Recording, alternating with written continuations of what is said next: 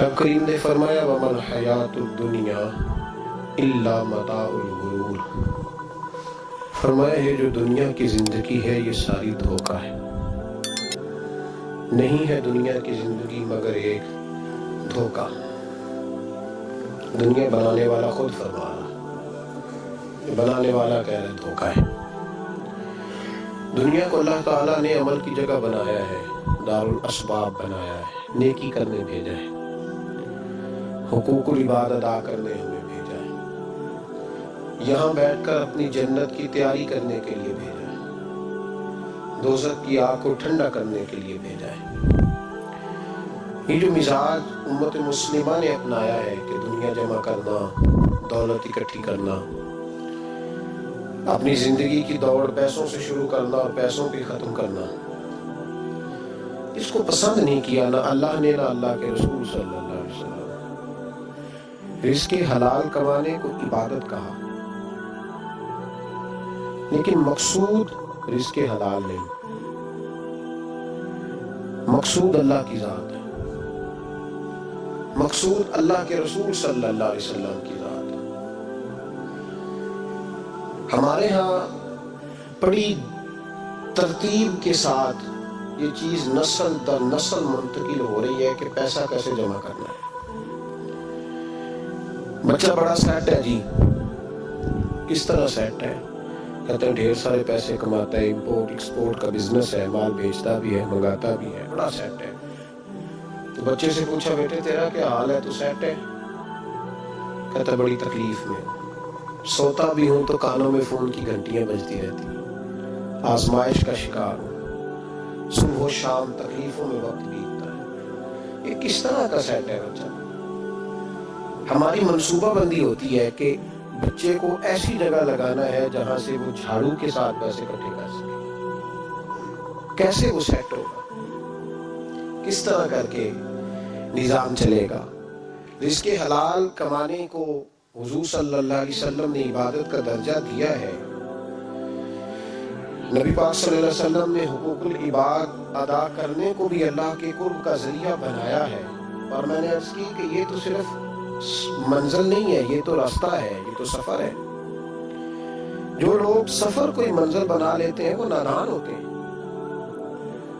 نبی کریم سید عالم صلی اللہ علیہ وسلم کی خدمت میں عرض کیا گیا کہ یا رسول اللہ صلی اللہ علیہ وسلم، کچھ لوگ کہتے ہیں ہم شادی نہیں کریں گے، گھر نہیں بسائیں گے، بچے نہیں پیدا کریں گے، ہم صرف عبادت کریں گے، دن کو روزہ رکھیں گے، رات کو نفل پڑھیں گے، کوئی نکاح نہیں کریں گے، کچھ نہیں کریں گے۔ تو نبی پاک صلی اللہ علیہ وسلم نے فرمایا ان سے کہو کہ تمہارے لیے بہترین زندگی وہ ہے جو میں نے تمہارے سامنے گزاری ہے۔ میں آرام بھی کرتا ہوں، نکاح بھی کرتا ہوں، عورتوں کا حق بھی ادا کرتا ہوں، میں اپنے بچوں کی دیکھ بھال بھی کرتا ہوں۔ فرمایا تم پر تمہارے خدا کا اگر حق ہے تو تمہارے نفس کا بھی تم پر حق ہے، تمہاری آنکھ کا بھی حق ہے، وہ آرام کرنا چاہتی ہے۔ یہ ساری ترتیب ہمیں نبی پاک صلی اللہ علیہ وسلم نے دی، لیکن ہمیں فرمایا کہ مقصود تمہارا خدا ہے، مقصود تمہارے رب کی رضا ہے، تمہارے نبی پاک علیہ السلام کی غلامی تمہاری منزل ہے۔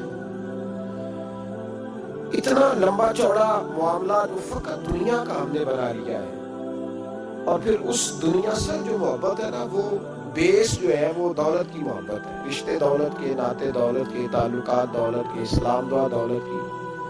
میرے محبوب علیہ السلام نے فرمایا حب الدنیا رأسۃ کل خطیئہ، یہ جو دنیا کی محبت ہے نا یہ ہر گناہ کی جڑ ہے۔ جب انسان دنیا کی دولت سے پیار کرنے لگ جاتا ہے پھر وہ قتل بھی کرتا ہے، پھر وہ ظلم بھی کرتا ہے، پھر وہ زیادتی بھی کرتا ہے، پھر وہ حرام بھی کھاتا ہے، پھر وہ یتیم کو بھی لوٹتا ہے، پھر بیوہ کا مال کھانا بھی اسے پریشان نہیں کرتا، پھر کروڑوں روپیہ ہضم کر لیتا ہے، لکڑ پتھر ہر چیز اس کو ہضم ہونے لگتی ہے۔ اصل بات یہ ہے کہ اسے محبت دنیا کی دولت سے ہو گئی ہے۔ ایک بزرگ کے پاس ایک نوجوان آیا، اس نے کہا حضرت جی میرا نماز میں دل نہیں لگتا۔ تو بزرگ فرمانے لگے تیرا مسئلہ اصل یہ نہیں، تیرا مسئلہ اور ہے۔ میں نے کہا حضور سمجھا دیں۔ تو وہ فرمانے لگے کچھ بندے ایسے ہیں جو تمہیں ٹیلی فون کرتے ہیں اور تم ان کا فون نہیں اٹھاتے، اور کچھ ایسے ہیں جن کو تم دن میں خود 3 دفعہ فون کر کے حال پوچھتے ہو۔ حضور کیا مطلب؟ فرمانے لگے جس سے پیار نہیں نا اس سے اظہار بیزاری ہے تو اس کا فون بجتا رہے تو کہتے ہیں میں تھا نہیں، میں موجود نہیں تھا، فون چارجنگ پہ تھا، گھر چھوڑ گیا تھا، بہانہ ہے۔ اور جس سے محبت ہے اس کو ٹیلی فون کر کے کہتے ہیں آپ پریشان تو نہیں ہوتے؟ بس میرا سلام لینے کو دل کر رہا تھا۔ فرمانے لگے کہ تیرا اصل مسئلہ یہ ہے کہ تو نے محبت نہیں کی اللہ رسول سے۔ اگر تیرا خدا رسول سے پیار ہوتا تو یہ جملہ کیسے آتا کہ نماز کو دل نہیں کرتا؟ پھر تو تیرا تہجد کو بھی دل کرتا، پھر تو تیرا ہر وقت قرآن پاک سینے سے چمٹائے رکھنے کو دل کرتا، اس لیے کہ تیرا مقصود اللہ کی ذات ہوتی۔ کیونکہ مقصود دنیا داری ہے، مقصود دولت بنا لیا معاذ اللہ، مقصود ایک رنگ بنا لیا ہے، اس کا نقصان قوم اٹھا رہی ہے۔ نقصان رشتوں میں، نعتوں میں حسن نہیں رہا، پیار نہیں رہا، ترتیب نہیں رہی۔ ایک ناروے سے دوست نے فون کیا، مجھے کہنے لگے آپ بڑی تقریریں کرتے ہیں، کوئی ہمارے حق میں بھی کر دو۔ تو میں نے کہا کہ آپ کو کیا ہے؟ کہنے لگے آپ پردیسیوں کی مجبوریاں نہیں سمجھتے۔ میں نے کہا کیا ہوا؟ کہنے لگے حضرت شکوہ ہے کہ ہمارے اپنے ہمیں جب بھی فون کرتے ہیں وہ یہ نہیں پوچھتے کہ شام کا کھانا کھایا ہے کہ نہیں کھایا، وہ کہتے ہیں شادی آ گئی ہے تو جلدی کرو، پیسے بھیج دو، فٹافٹ کرو۔ کہتے ہیں کبھی کسی نے ہم سے ہمارا حال ہی نہیں پوچھا، کبھی کسی نے یہ غور ہی نہیں کیا کہ وہ پردیش میں گیا ہے اور شانہ پردیسی کوئی بھی نہ تھی وے، ککھ جنا تو پارے تاڑی مار اڑانا باہو اسی آپ ہی اڈن ہارے۔ تو تیار بیٹھے ہیں، حال ہی کوئی نہیں پردیش میں۔ یہاں حال یہ ہے کہ جو فون کرتا ہے، ایک بزرگ کہنے لگے کہ 22-23 سال دیے ہیں پردیش کو تو اپنی ہی بیوی کو فون کیا ہے کہ اب نہیں ہوتا، گھٹنوں میں درد رہتا ہے، کمر کمزور ہو گئی ہے، اور میرا دل کرتا ہے کھا رہا ہوں اور میں اپنے گھر میں بیٹھ کے بچوں کے بیچ بیٹھ کے روٹی کھاؤں۔ اعصاب کمزور ہو گئے، دل کی دھڑکن تیز رہتی، پتہ نہیں کب وقت آ جائے۔ تو کہتے ہیں میری بیوی جسے میرے دکھ سکھ کا ساتھی ہونا چاہیے، وہ کہتی ہے چلے 3-4 سال اور لگا لے پھر آ جانا۔ وہ بھائی کیا اس شخص کے ساتھ کیا تعلق ہے؟ اس کا بھائی اسے فون کرتا ہے تو کہتا ہے میں پیسے دے دوں گا، جب آؤ نا تو ایک موبائل ضرور لے آنا۔ اس کو لوگ فون کرتے ہیں، رابطہ کرتے ہیں کہ جناب وہ ایک چھوٹی سی چیز، وہ میں پیسے دے دوں گا، تو پیسے دینے ہیں تو یہاں سے کون سی چیز نہیں ملتی؟ صرف فرمائشیں، لوگوں کے ساتھ تعلق صرف جیب کا، رشتہ صرف جو ہے وہ تعلق صرف اس چیز کا کہ وہ آدمی ایک ATM مشین ہے تو فٹافٹ کارڈ ڈالو تاکہ آپ کے حصے کے پیسے نکل آئیں۔ یہ مزاج اس نے نقصان کیا ہے، دراڑیں پڑ گئی ہیں، حالات بگڑ گئے ہیں۔ میرے نبی کریم سید عالم صلی اللہ تعالی علیہ وسلم نے رشتوں کو جو وقار دیا، امام غزالی رحمۃ اللہ تعالی علیہ نے لکھا ہے مکاشفۃ القلوب میں، فرماتے ہیں کچھ لوگ قیامت کے قریب آئیں گے جن کے نبی پاک صلی اللہ علیہ وسلم نے نشاندہی کی ہے، ان کے پاس کوئی شخص نہ بیٹھے ورنہ اس کا دل کالا ہو جائے گا۔ کہ حضور وہ کون سے؟ تو فرمانے لگے نبی پاک نے کچھ لوگ بتائے ہیں ان کے پاس نہیں بیٹھنا۔ کون سے؟ مصطفیٰ کریم نے فرمایا یحبون الدنیا وینسون الآخرہ، جو دنیا کو سے پیار کرنے لگے اور آخرت کو بھول جائے۔ امام صاحب فرماتے ہیں ان سے دور رہنا، دل کالا ہو جائے۔ یحبون المال وینسون الحساب، وہ جو نبی پاک نے فرمایا نا کچھ لوگ آئیں گے جو مال سے تو پیار کریں گے پر اس کے حساب کو بھول جائیں گے، ان سے بچنا۔ فرمایا یحبون القصور وینسون المقبرہ، جو مکانوں سے تو پیار کریں گے پر اپنی قبروں کو بھول جائیں گے۔ اور فرمایا ان لوگوں سے بھی بچ کے رہنا، ان سے بھی پرہیز کرنا جو لوگ یحبون الخلق وینسون الخالق، جو لوگ مخلوق سے تو پیار کریں گے، بندوں سے بڑا پیار کریں گے لیکن اپنے رب کو بھول جائیں گے، ان لوگوں سے بچیں۔ ایسے لوگوں سے نبی پاک صلی اللہ علیہ وسلم نے نشاندہی کی، ان سے بچیں۔ تعلقات میں خلوص ہوتا ہے، جب کوئی آپ کی غربت سے پیار کرتا ہے تو وہ آپ کا اصل دوست ہوتا ہے، جب وہ آپ کی تنہائیوں سے آزمائشوں سے پیار کرتا ہے تو اس کا آپ کے ساتھ رشتہ خالص ہوتا ہے۔ جو آدمی دولت کو دیکھ کر پیار کرے اور دولت کو دیکھ کر آپ کے ساتھ وابستگی کا اظہار کرے تو اس شخص کا پیار سیدھا سیدھا میرے رسول پاک سید عالم صلی اللہ علیہ وسلم نے ہمیں استغنا کا حکم دیا ہے، بے نیازی کا۔ یہ دنیا داری میں الجھنا، دنیا کے بن کے جینا، دنیا کے ہو کے رہنا. آپ یقین کریں سارے رشتے، میں نے سعودی عرب میں پیر دیکھے، پیر مریدوں کی لسٹیں لے کے جاتے ہیں. ان کو ٹیلی فون ہوتا ہے، تمہارے پیر صاحب آ گیا، تم بھی پہنچ جاؤ. ٹھنڈی بوتلیں لے آنا آتی دفعہ. وہاں وزن اٹھایا نہیں جاتا واپسی میں. ہمارے کئی سنگی ناراض ہو گئے، حضرت آپ آتے ہیں تو آپ بتاتے نہیں. تو میں کہتا ہوں یہاں بھی یہی کام کرنا ہے.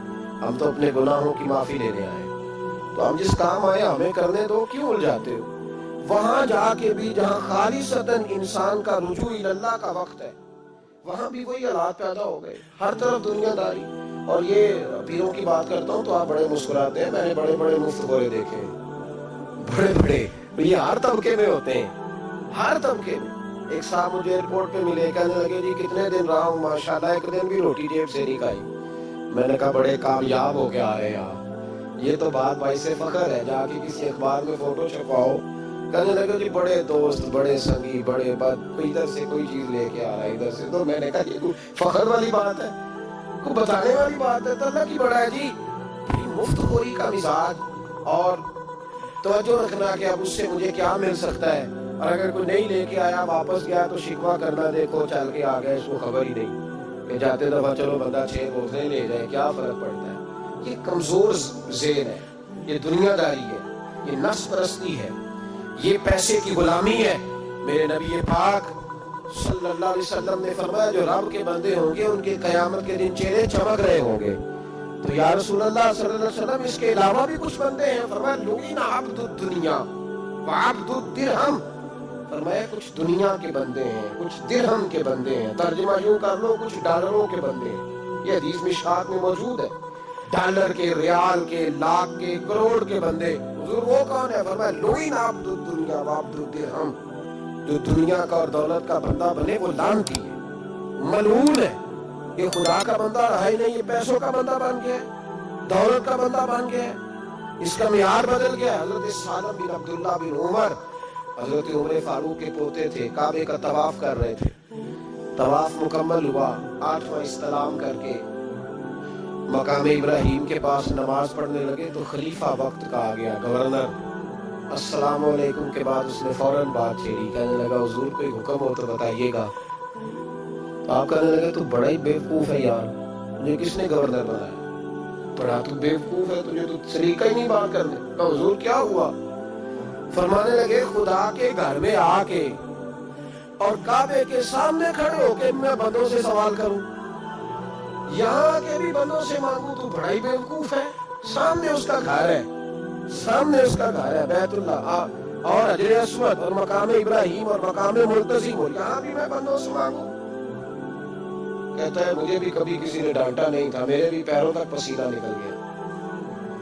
تو میں مسجد الحرام سے باہر نکل کے، یوں سمجھ لیں کہ جب لوگ باب عبدالعزیز سے یا باب فہد سے باہر آ جاتے ہیں، کہتے ہیں باہر نکل کے نا میں کھڑا ہو گیا. میں نے کہا چلو فارغ ہو کے آتے ہیں تو بات کرتا ہوں. حضرت فارغ ہو کے آئے. تو میں نے کہا حضور اب تو بیت اللہ صاحب نے نہیں، اب بھی کوئی سوال کرے. تو فرمانے لگے اچھا ضروری ہے؟ کہا حضور ضروری ہے. تو فرمانے لگے چل پہلے بتا تجھ سے دین مانگوں کہ دنیا مانگوں، بول. تو کہنے لگا حضور میرے پاس تو دنیا ہی ہے، دین تو آپ کے پاس ہے. جب یہ جواب دیا تو حضرت سالم چلنے لگے اور چلتے چلتے فرمانے لگے جا اپنا کام کر، دنیا تو میں نے اس سے کبھی نہیں مانگی جس نے دنیا بنائی ہے، میں نے اس سے نہیں کبھی مانگی. تو تو کیا حیثیت رکھتا ہے؟ میں نے تو اس سے بھی جب بھی مانگا ہے یا اس کا قرب مانگا ہے یا اس کے رسول کی غلامی مانگی ہے. تو اس سے نہیں مانگتا جس نے بنائی ہے، تو کیا دے سکتا ہے؟ تیری کیا حیثیت ہے؟ تو بھائی ان لوگوں نے قریب پھٹکنے نہیں دیا، ان کے قریب یہ چیز آئی نہیں. بے نیاز لوگ تھے، توجہ ہی نہیں تھی. حضرت محبوب سبحانی غوث اعظم شیخ عبد القادر جیلانی رضی اللہ تعالیٰ، آپ ایک کاروبار بھی کرتے تھے، تو آپ کا کچھ مال آ رہا تھا جہاز کے ذریعے. ایک بندے نے خبر دی کان میں حضور جہاز ڈوب گیا. فرمانے لگے الحمدللہ الحمدللہ. ڈوب گیا جناب، یہاں جہاز ڈوب جائے تو بندہ بھی ڈوب جاتا ہے. کہتے ہیں صاحب انتقال کر گئے، 10 لاکھ کا نقصان ہو گیا، مال ڈوب گیا پورا جہاز ہی. فرمایا الحمدللہ، اور تم نے جلدی کی خبر دینے میں سبق پڑھا رہا تھا، کیوں مجھے دخل اندازی دی؟ تم نے میرے کام میں کیوں دخل اندازی کی؟ الحمدللہ. थोड़ी देर के बाद उसने फिर कान में कहा, हुजूर वो गलत खबर थी, जहाज बच गया। फरमाने लगे अल्हम्दुलिल्लाह। फिर शागिर्दों से कहने लगे, मेरा चेहरा देख रहे थे पहली खबर के बाद भी, इस खबर के बाद भी? हुजूर देख रहे थे। फरमाया कोई तब्दीली तो नहीं आई?